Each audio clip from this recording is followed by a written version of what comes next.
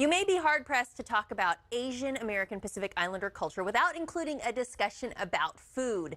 Have you eaten yet? It's a common greeting in many Asian languages, and today we're getting a rundown of 6 colorful picture books with stories centered around the importance of food to share with family and friends. They're all written, illustrated, and remembered by people of AAPI descent. And here with that list of children's book titles highlighting AAPI voices, stories, and traditions is Clarence Say from Reading Partners, an early learning nonprofit. Hi, Clarence. Hello, good morning. Thanks for joining us. I think it's really great when someone like yourself can help families identify books we all can enjoy, especially when it comes to these stories which highlight diversity and culture. Tell us about this list on AAPI food traditions. It sounds yummy. Yeah, of course, of course. So as you know, May is Asian American Pacific Islander and Native Hawaiian, or AAPI-NH Heritage Month. So we at Reading Partners, we've kind of created a children's book list in collaboration with Panda Express and the Panda Cub Club to highlight stories from these diverse communities, which encompasses many different countries and ethnic groups, each with distinct cultures, traditions, and histories that we'd definitely love to share with you all today. Oh, yeah, for sure. Why is a book list like this one important? I love the food theme for sure. Yeah, of course. I mean, in light of the recent, rise in Asian American hate crimes in the United States, we believe that it's really important now more than ever to really share stories about the AAPI-NH experience, because these stories, although they're unique, are also very universal, right? They talk about the importance of culture, things like food, family, history, and language to our identity as Americans.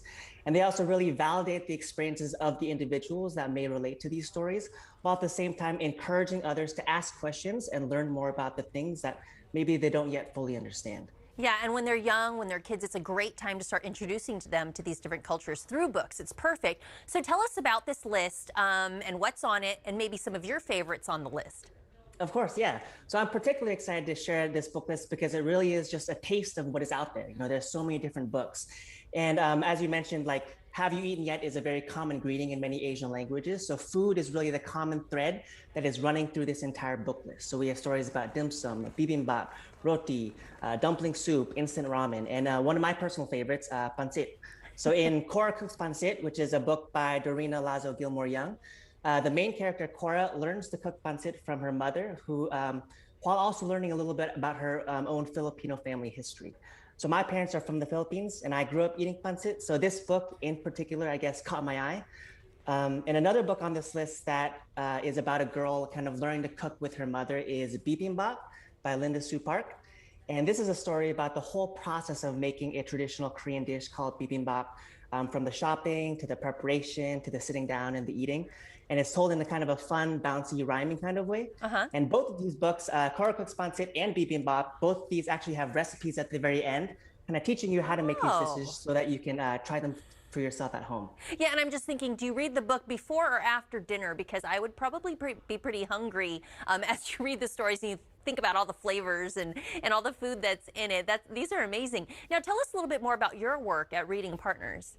Sure, yeah. So Reading Partners itself is an early literacy nonprofit organization that currently partners with schools in 12 regions across the country.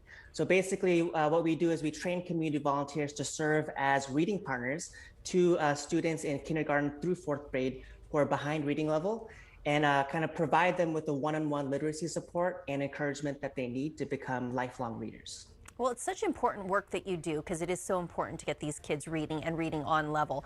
What other advice can you offer families who want to incorporate more books highlighting the different voices and cultures into their children's libraries, but maybe they feel overwhelmed because there's so many books out there? Yeah, I mean, I think one big way to do that is just really follow your student's interest or your child's interest. What kind of books are they interested in? And kind of branch out from there, right? There's so many different books out there, right? And then making sure that they're exposed to these books, like going to libraries, going to bookstores, and talking about like the importance of reading, particularly in your own life, and how much you care about reading yourself. And that kind of, I think, transfers over, right, to the students themselves. Great information, great advice. It's just important to keep reading with them and to them. Thank you so much for joining us this morning, Clarence. I'm going to check out that book list, and you can find info on this AAPI book list and more at readingpartners.org.